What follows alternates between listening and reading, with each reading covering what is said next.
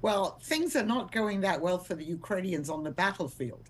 And Zelensky has been pleading with the US to allow Ukraine to use these long range Atacama missiles to strike inside Russia. The Russians now have 10,000 North Korean troops fighting in the Kursk region in Russia, part of which Ukraine occupies. But now they're saying they could have as many as 100,000 there. So Ukraine wants to survive. It understands that when President-elect Trump comes into office, he is going to push Ukraine to negotiate with Vladimir Putin, with Russia, and that Ukraine wants to be really in the strongest position that it can be if it's going to have to make concessions to Russia. And Russia, on the other hand, Putin feels that he's in the driver's seat. They're doing well on the battlefield. He knows that President-elect Trump wants to make a deal, and he wants to make a deal more than Putin does, because that's what he promised his supporters, the people who voted for him, to end the war. So we're now, we have 2 months more of the Biden administration.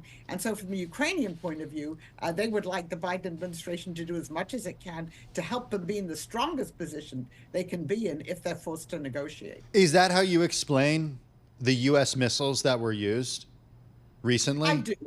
Yeah, I do. And I think it's, again, this has been on the table for a long time. The Ukrainians have been asking for this. And now that the U.S. has given them permission to use these missiles, the French and the British have also been supplying Ukraine now with some longer range missiles. So that explains the timing of it. I think a number of us believe it would have been better if they would have had permission to do this earlier. Why didn't we do it earlier? Because the Biden administration has always been very concerned about escalation.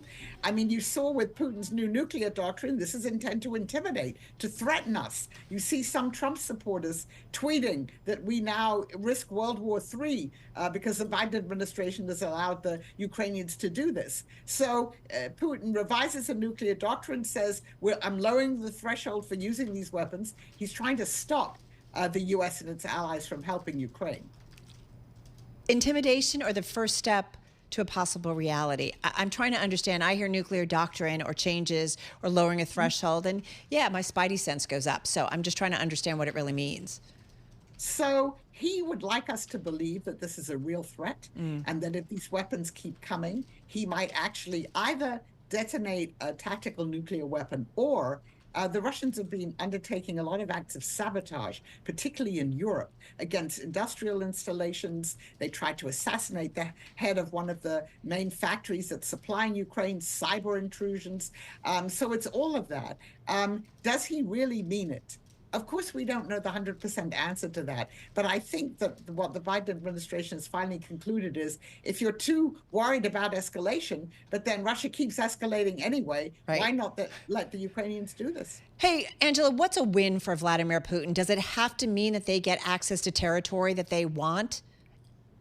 So the minimum from their point of view is to get the Ukrainians to recognize the annexation of these 4 territories that Russia claims to have annexed, but it doesn't fully control. And they want Ukraine to promise that it will never seek to join NATO.